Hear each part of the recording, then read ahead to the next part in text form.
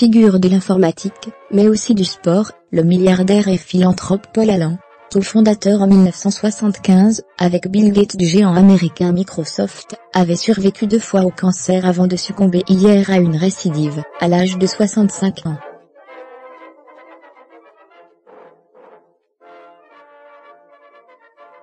Les réactions à ce décès ont afflué, notamment celle de son ancien associé et longtemps PDG de Microsoft Bill Gates, avec lequel il s'était pourtant brouillé en quittant le groupe dans les années 1980.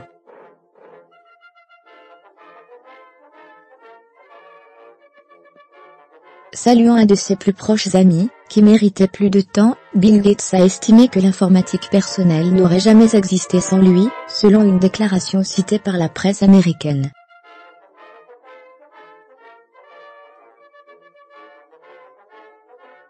C'est avec une grande tristesse que nous annonçons la mort de notre fondateur Paul Allen, cofondateur de Microsoft, avait indiqué un peu plus tôt l'entreprise Vulcan, fondée et détenue par le milliardaire, précisant qu'il était décédé lundi après-midi 15 octobre 2018 des complications d'un lymphome non hodgkinien, à Seattle, nord-ouest, sa ville natale.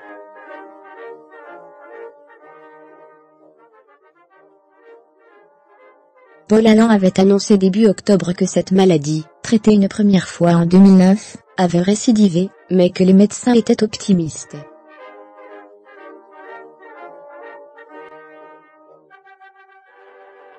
Il avait aussi survécu à une autre forme de cancer, la maladie de Hodgkin, diagnostiquée en 1982.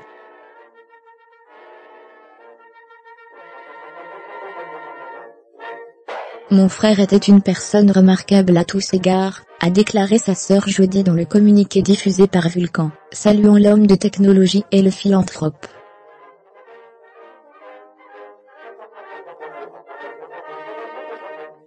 Paul Allen avait cofondé Microsoft, avec Bill Gates en 1975 avant de claquer la porte en 1983, fâché avec son ex-associé, qui l'accusera plus tard d'avoir tenté de l'arnaquer alors qu'il songeait à son départ, et qu'il se remettait de son premier cancer.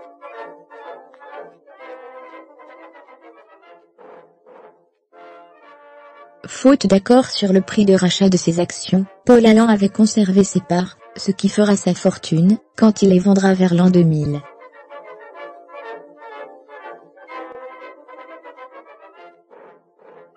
Une fortune estimée lundi soir à 20,3 milliards de dollars par le magazine Forbes.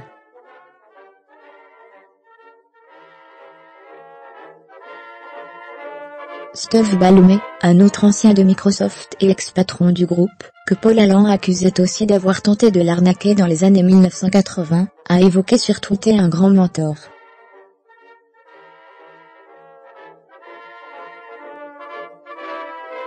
Le patron de Google Sundar Pichai a, quant à lui, salué un grand pionnier du monde de la technologie.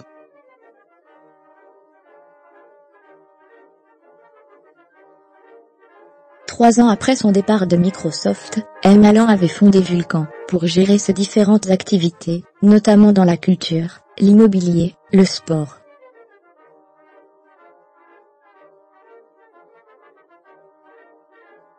Il était propriétaire de l'équipe de football américain des Seattle Seahawks, et de celle de basketball des Trail Blazers de Portland.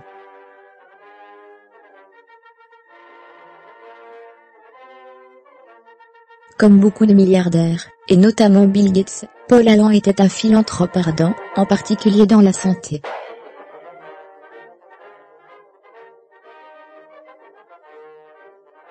Malgré une histoire compliquée, avec le géant des logiciels, le patron de Microsoft Satya Nadella, a salué la mémoire de son cofondateur, qui a créé des produits, des expériences et des institutions magiques, et en le faisant ouvrir les parenthèses.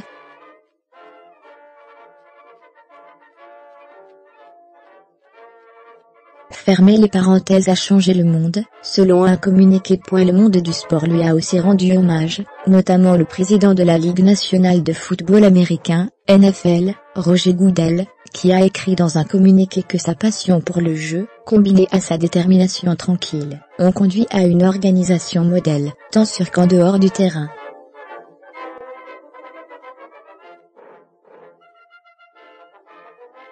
Celui de la NBA, basketball, Adam Silver a salué la vision et la générosité du disparu.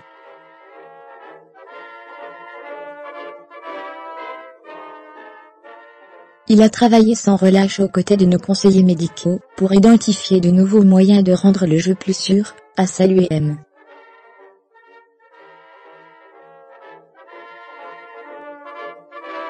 Goodell. Tu nous manques. Nous te remercions. Nous t'aimons, a écrit sur Twitter l'équipe des Trail Blazers.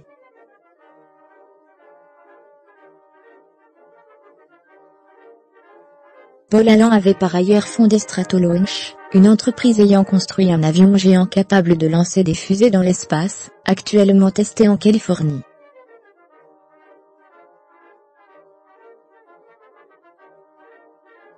L'entreprise a salué en lui un visionnaire.